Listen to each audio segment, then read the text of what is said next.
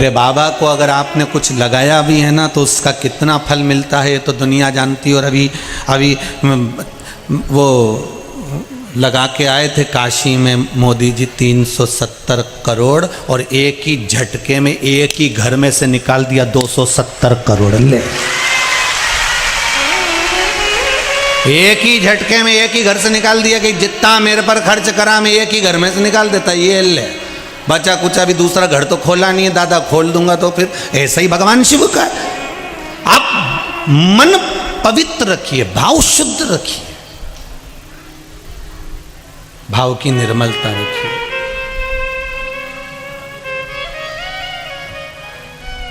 मिलेगा वो शिव तत्व, मिलने में देरी नहीं होती। शिव तत्व मिलने में देरी नहीं होती, शिव तत्व मिलता है। मेरा शंभू बहुत दूर नहीं है। संत ज्ञानेश्वर जी ने कहा, साधु बाबा आपके सामने बच्चा पानी में डूब रहा है, आपके सामने बच्चा पानी में गिर पड़ा है, आपके सामने वो पुकार रहा है, आवाज लगा रहा है, चिल्ला रहा है, वो बार बार आपको पुकार रहा है और आप नेत्र बंद करके बैठे हो। साधु बाबा कहते हैं मैं भगवान की भक्ति कर रहा था।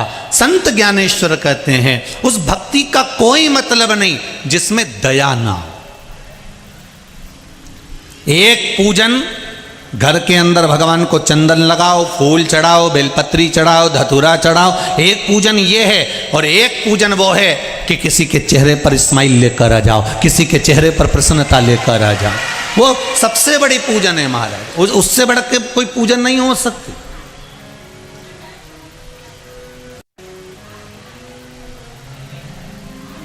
एक माता ने लिखा है अपना मन का भाव, बहुत सुंदर भाव लिखा उसने।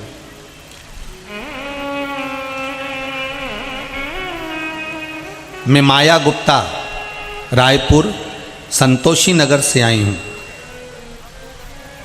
कहीं बैठी हो तो हाथ उठाइएगा, कहीं बैठी हो तो। बैठी हैं पीछे, दिख रही हैं तो हाथ हिलाना जरा बहन। हाँ दिख गई, दिख गई, दिख गई, दिख गई। हर हर महादेव। ये पानी का जो अंधेरा है ना उसके कारण आप लोग नजर नहीं आ रहे। आपने लिखा है दीदी कि गुरुजी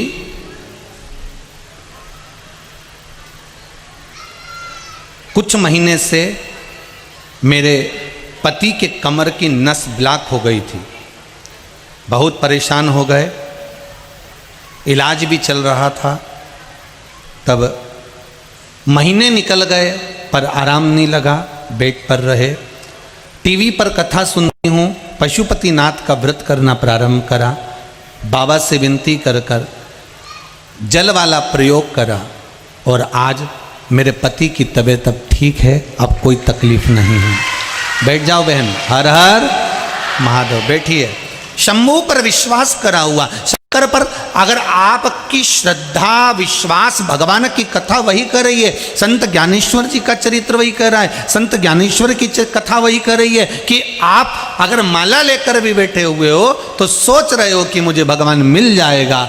अगर हृदय में, दिल में आपके भाव शुद्ध नहीं है तो भगवान नहीं मिल सकता, ऐसा वो प्राप्त नहीं हो सकता। निर्मल मन सो मोहि पावा, मोहि छल छिद्र कपट ना भावा।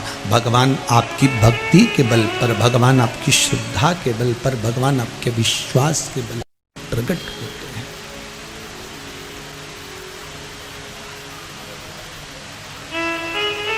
वो विश्वास से प्रकट होता है, वो श्रद्धा से प्रकट होता है। अविरल भक्ति में डूबो आप। एक चीज का स्मरण करिएगा के भगत कभी दिखावा नहीं करते, उनके पास दिखावे का कोई काम नहीं होता। ना तो शंकर भगवान को तुम्हारा 56 भोग चाहिए, ना शंकर भगवान को तुम्हारा मखवल का गादी तकिया चाहिए, शंकर भगवान को ना तुम्हारा साज और श्रृंगार चाहिए। शंकर भगवान की कथा कहती है किसी भी पेड़ की पत्ती भी तोड़कर आप मुझे समर्पित कर दोगे तो मैं उतने में भी राजी हो जाता हूँ, उतने में भी मुझे सुख की अनुभूति हो जाती है। नहीं चाहिए मुझे तुम्हारा वैभव, नहीं चाहिए मुझे तुम्हारा राजसी ठाट, नहीं चाहिए मुझे तुम्हारा सुख, मैं थोड़े में संतुष्ट हो जाता हूं, थोड़े में संतुष्ट।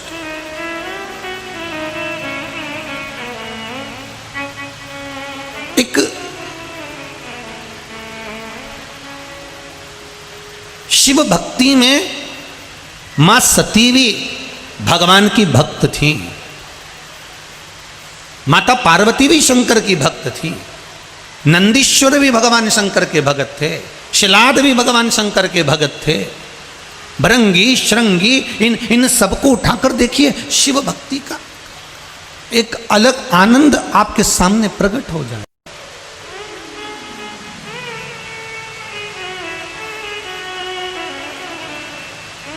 शिव भक्ति का एक सुख सामने प्रकट हो जाए। अब शिव महापुराण की कथा कह रही है, शंकर का चरित्र कह रहा है। एक पंढरपुर में, महाराष्ट्र पंढरपुर में अच्युत नाम के बाबा रहते थे। बाबा नहीं थे वो, संत नहीं थे वो, साधु नहीं थे वो, ना ही वो सन्यासी थे, ना ही वो तपस्वी थे, साधक थे। ना ही वो साधु थे, ना सन्यासी थे, ना वो साधक थे, ना तपस्वी थे। सुनार थे, सोने चांदी का काम किया करते थे।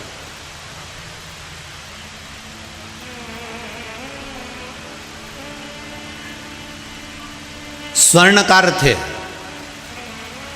सोने चांदी के आभूषण बनाया करते थे।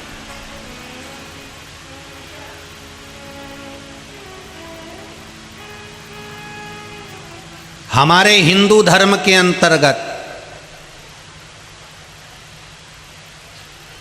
चाहे स्वर्णकार हो, ताम्रकार हो, दर्जी हो, चाहे लोहार हो, ब्राह्मण हो, वैश्य हो, अन्य क्षत्रिय हो, जिस कर्म को आप कर रहे हो, चाहे लोहे का काम अगर आप कर रहे हो, चाहे आप सिलाई का काम कर रहे हो, चाहे आप कटिंग और दाढ़ी का काम कर रहे हो, चाहे आप जो कर्म कर रहे हो, उस कर्म को करते समय शिव महापुराण की कथा कहती है आपको गौरव महसूस होना चाहिए। आप उस कर्म को करते समय अपने आप को गौरवान्वित महसूस करें। चमड़े का जूता बनाने वाला चर्मकार, चमड़े का जूता बनाने वाला चर्मकार, वो अपने आप को गौरवान्वित महसूस करे। झाड़ू लगाने वाला, पोछा लगाने वाला, हॉस्पिटल में सफाई करने वाला, चाहे नगर निगम नगर पालिका में झाड़ू पोछा करने वाला भी अपने आप को गौरवान्वित महसूस करे कि हमारा कर्म बुरा नहीं। हमारी परिपाठी कहां से चली आ रही है?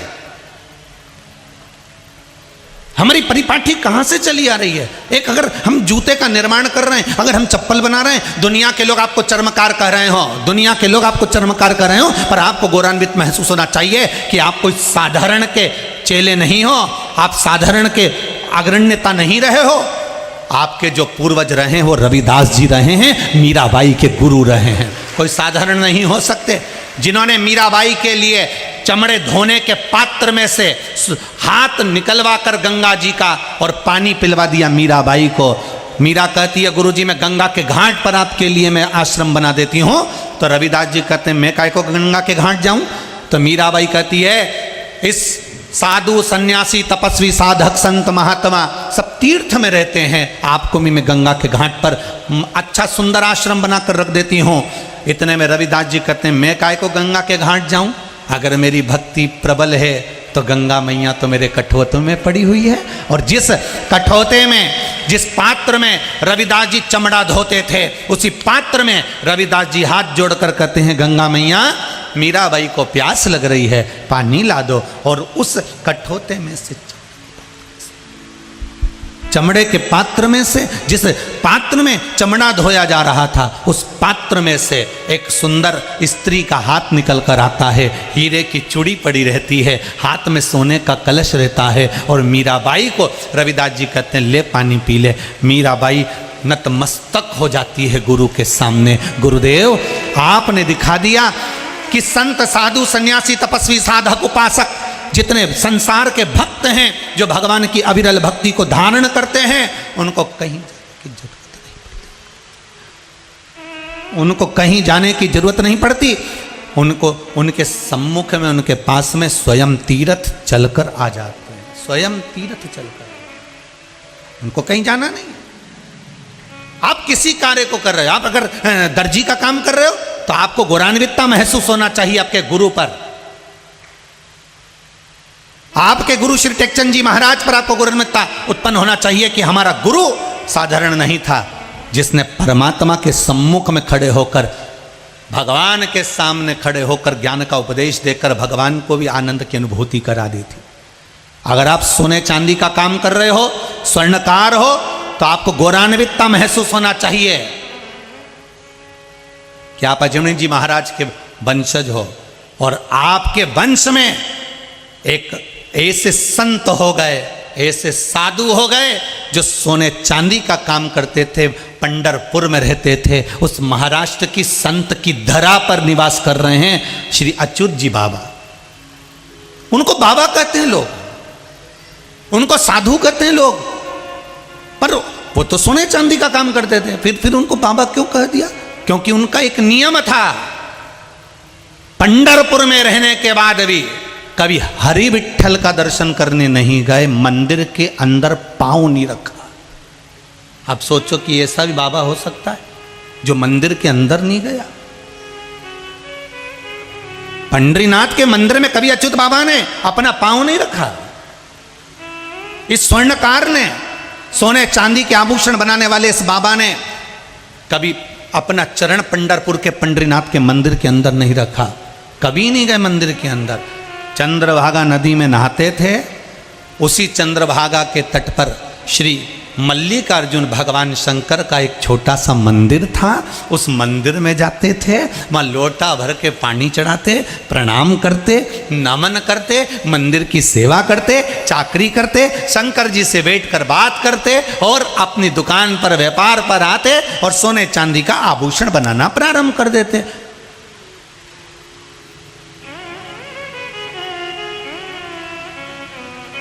कभी पंढरीनाथ के मंदिर में नहीं गए, कभी हरि विठ्ठल के मंदिर में नहीं गए, कभी पंढरपुर के भगवान नारायण के मंदिर में ये अच्युत बाबा प्रवेश नहीं करे। स्वर्णकार थे, सोने का चांदी का जेवर बनाते थे, शिव की भक्ति में डूबे रहते थे, शंकर की भक्ति में।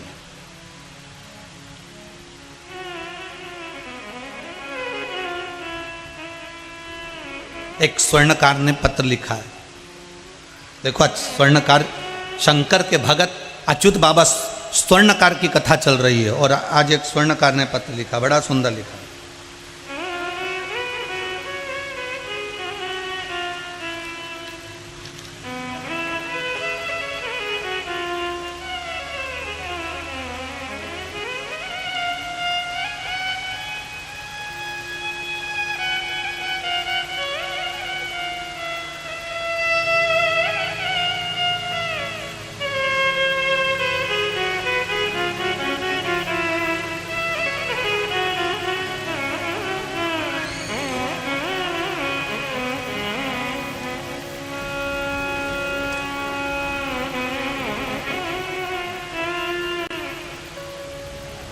मेरा नाम दुर्गेश सोनी है।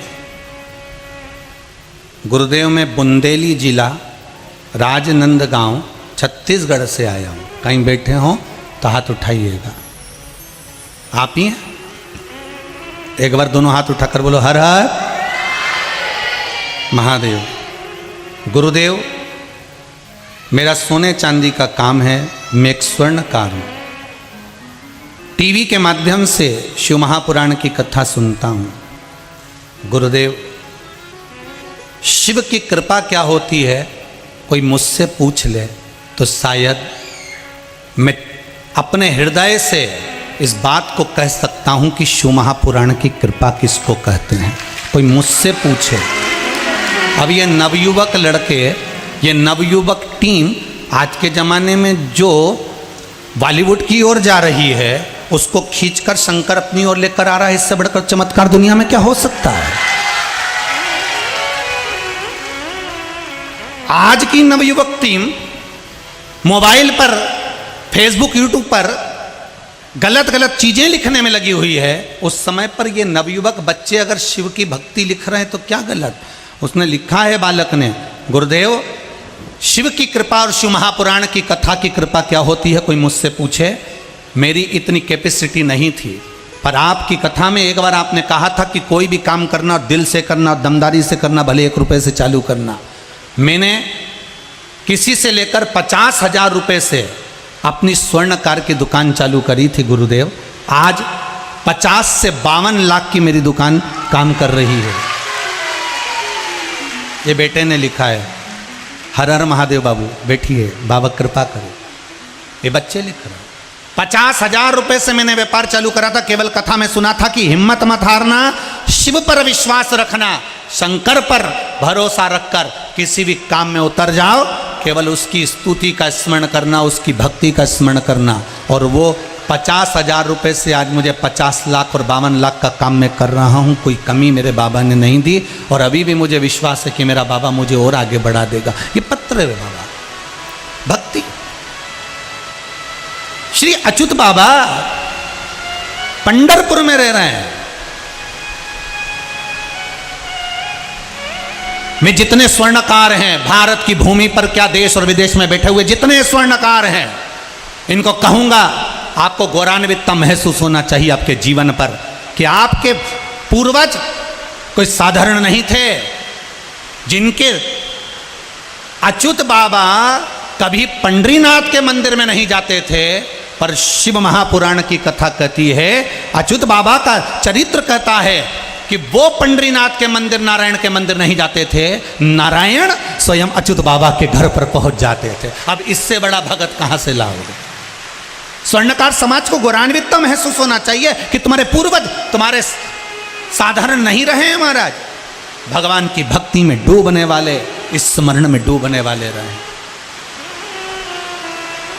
केवल मल्लिकार्जुन भगवान के मंदिर जाना, मल्लिकार्जुन भगवान की पूजन करना, मल्लिकार्जुन भगवान को जल चढ़ाना, उनकी सेवा में लगे रहना, उनकी आराधना में लगे रहना, उनके स्मरण में लगे रहना। जितने लोग बाहर खड़े हैं उनसे निवेदन है, थोड़ा थोड़ा सटक सटक के आप लोग गीले मत होना रे भाई, गीले मत होना। हम तो भोलेनाथ जी से प्रार्थना करेंगे जल्दी से जल्दी, ये 11 बजे से 2 बजे की कथा, 2 जल्दी बजा देना तो इन लोगों को कष्ट नहीं हो। आप लोग गीले मत होना बाबू, हो बहुत आराम से कथा सुनो। आपसे फिर निवेदन है, जगह नहीं हो आप अपने अपने घर जाओ, गाड़ी में बैठ जाओ, अपनी अपनी 4 व्हीलर में बैठ जाओ, उसमें आप यूट्यूब चालू कर लो, मोबाइल चालू कर लो, उसमें सुन लो, पर गीले मत होना बाबू। कथा का रस आस्वादन करिए। पानी बहुत तेज है, आनंद लीजिए आप कथा। शिव भक्ति में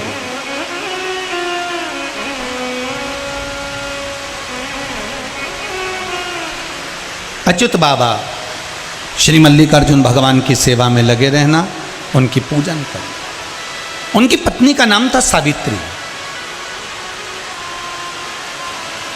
सावित्री का एक काम था, सावित्री इन स्वर्णकार की जो धर्मपत्नी थी, अच्युत बाबा की जो धर्मपत्नी है सावित्री, उसका एक काम था कि शिव मंदिर में जाकर शंकर भगवान की जब सब पूजन कर कर चले जाते, सब भगवान शिव की आराधना कर कर चले जाते, शंकर की आराधना कर कर जब सब चले जाते हैं, तब वो सावित्री जाकर जो निर्माल्य पड़ा हुआ है, जो चढ़ी हुई बेलपत्र, पुष्प, फूल जो पड़ा हुआ है, उसको उठाना और उसका विसर्जन करता है। उसको उठाना और उसका विसर्जन कर कर महाराज शंभो शरणे पड़ी मांगू घड़ी रे घड़ी दुख काटो दया करी मैं दर्शन आपो शंभो शरणे सब गाइए मांगू घड़ी रे घड़ी दुख काटो दया करी मैं दर्शन आपो।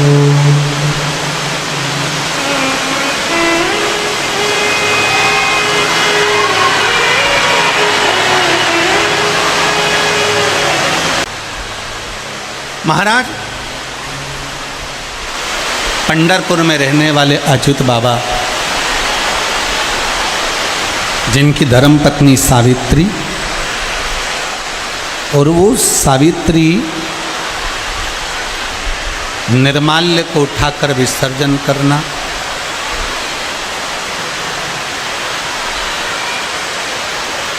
निर्माल्य को उठाकर विसर्जन कर देना।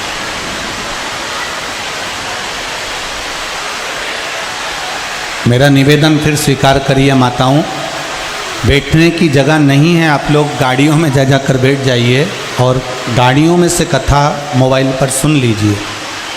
बहुत पानी भरा है, पाँव पाँव डूब रहे हैं आप लोगों के। पंडाल के अंदर भी बहुत पानी है, इसका ध्यान रखिए आप लोग। फिर निवेदन है, शिव कथा कह रही है, बाबा उघड़दानी की कथा कह रही है। सावित्री अच्युत बाबा की धर्मपत्नी सेवा में लगी रहती थी और समय आया, एक दिन अब स्वर्णकार हैं, सोने का आभूषण बनाना, सोने का जेवर बनाना, सोने का सामान बनाना, सोने के आभूषण घड़ना तो इनका काम ही था। सोने के आभूषणों का निर्माण करना तो इनका कार्य था। एक बार अच्युत बाबा सोने के आभूषण का निर्माण कर रहे थे और आज इनने क्या करा कि स्नान करा चंद्रभागा नदी का, मल्लिकार्जुन बाबा को जल चढ़ाया, पूजन करी, अर्चना करी और पूजन अर्चना करने के बाद अच्युत बाबा आज मंदिर के बाहर ही बैठकर सोने के आभूषण घड़ने लगे।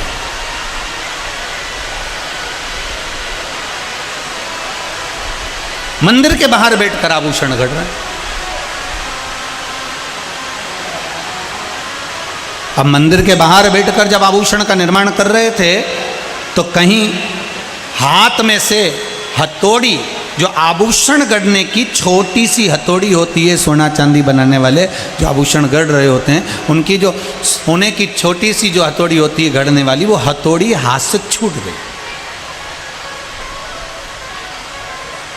हाथ से वो हथौड़ी छूटी और देखिए शंकर भगवान के परम उपासक श्री अच्युत बाबा की जो कथा कर रही है, शिव की आराधना में, मल्लिकार्जुन की आराधना में लगे रहते थे और वो हथौड़ी जो छूटी वो सीधे हाथ से छूटकर श्री मल्लिकार्जुन बाबा को लग गई। भगवान श्री मल्लिकार्जुन जी को लगी, जिन मल्लिकार्जुन की वो सेवा करते थे।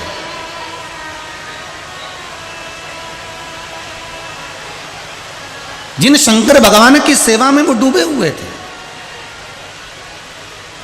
जिन शंकर भगवान की भक्ति में वो डूबे हुए थे, उन्हीं भोलेनाथ के पिंड को, शिवलिंग को वो हथौड़ी लग गई और जैसे ही शिवलिंग को वो हथौड़ी लगी, अच्युत बाबा की आंखों से जल बहने लगा। आज मुझसे बहुत बड़ी गलती हो गई। दौड़ पड़े शंकर भगवान के मंदिर में, मल्लिकार्जुन के मंदिर में अच्युत बाबा दौड़कर भगवान के सामने साष्टांग दंडवत करके कहते हैं, बाबा गलती हो गई, मेरे हाथ से हथौड़ी छूटी, आपको लग गई बाबा, आपके शिवलिंग पर, आपके पिंड पर यह हथौड़ी लग। बाबा आंखों से नीर बह रही है, आंखों से आंसू बह रहे। शंभु शरण कर मांगू घड़ी घड़ी दुख काटो, दया करी ने दर्शन आपो। हथौड़ी छूटी, शिव पिंडी पर लगी, शिवलिंग पर लग गई, और जैसी शिवलिंग पर हथौड़ी लगी, अच्युत बाबा की आंख से जल बहने लगा, नैनों से नीर बह रही, आंख से आंसू झड़ रहे, नैनों से जल झड़ रहा। शिवलिंग को जाकर स्पर्श किया, श्री मल्लिकार्जुन बाबा के शिवलिंग को, उस पिंडी को स्पर्श किया। अपने तन पर एक पिछोड़ा रखा हुआ था, आज वो तन का पिछोड़ा स्वयं सावित्री बाई ने, उनकी धर्मपत्नी ने ले लिया था मंदिर में पोछा लगाने के लिए। मंदिर को पोछने के लिए वो तन का पिछोड़ा आज सावित्री बाई ने ले लिया था। महाराज, सावित्री बाई ने जब वो पिछोड़ा ले लिया था जिससे वो पोछा लगा रही थी, आवाज लगाई अच्युत बाबा ने, तुरंत आवाज लगाई, अरे ओ सावित्री, अरे ओ सावित्री। सावित्री दौड़ कर आई, स्वामी क्या बात है, क्या हो गया? सावित्री, वो कपड़ा कहाँ है, मेरे तन का पिछोड़ा कहाँ है? उससे तो मैं पोछा लगा रही हूं, उसको तो मैं फेर रही हूं, सफाई कर रही हूं मंदिर की। वो स्वर्णकार, सोने चांदी का जेवर बनाने वाले अच्युत बाबा कहते हैं, जाओ जल्दी से कपड़ा लेकर आओ। पोछे का कपड़ा धोकर, निचोड़ कर, साफ कर कर लाई। सावित्री बाई ने अपने पति को दिया। पति ने देखा ये कपड़ा तो गंदा हो गया, भगवान के तन को, भगवान की उस पिंडी को, उस शिवलिंग को अच्युत बाबा ने, उस स्वर्णकार ने अपने हाथों से ढक लिया। भोलेनाथ, आज आपको कष्ट लग रहा होगा, मेरे शंभो, मेरे शंकर, मेरे मल्लिकार्जुन बाबा, आज आपको कष्ट लग रहा होगा। इतना तो करना था, इतना तो करना था। तभी बाबा के उस शिवलिंग से जैसे ही गले लगे, जैसे ही बाबा के उस शिवलिंग से जैसे ही गले लगे, आंख के आंसू मल्लिकार्जुन भगवान के उस शिवलिंग पर पड़ रहे थे, जो पंढरपुर का मल्लिकार्जुन मंदिर है उसमें पड़ रहे थे। बस इतना ही करना था। इतनी देर में तो भगवान शंकर उस शिवलिंग में से प्रकट हो गए। भगवान शंकर उस शिवलिंग में से प्रकट, शंकर शिवलिंग में से प्रकट।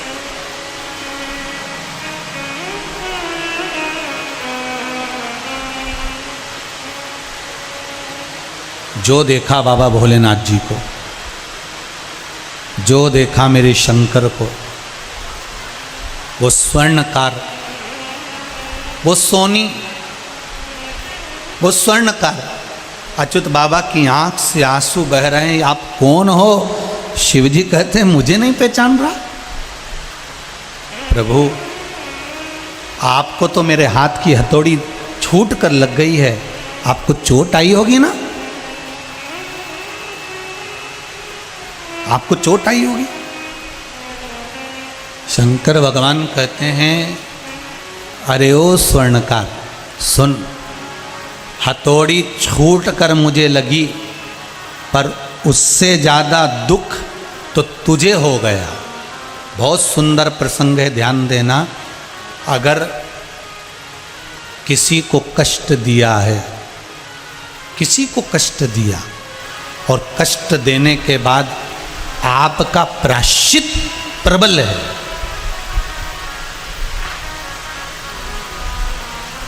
किसी को कष्ट देने के बाद आपका प्रायश्चित अगर प्रबल है तो कष्ट की मात्रा कम हो जाएगी और प्रायश्चित की मात्रा बढ़ाकर भगवान उसका कल्याण कर देगा। प्रायश्चित कर लो। अगर किसी को अपशब्द कह दिया, किसी को ताने दे दिए, किसी को अपशब्द कह दिया, किसी को ताने दे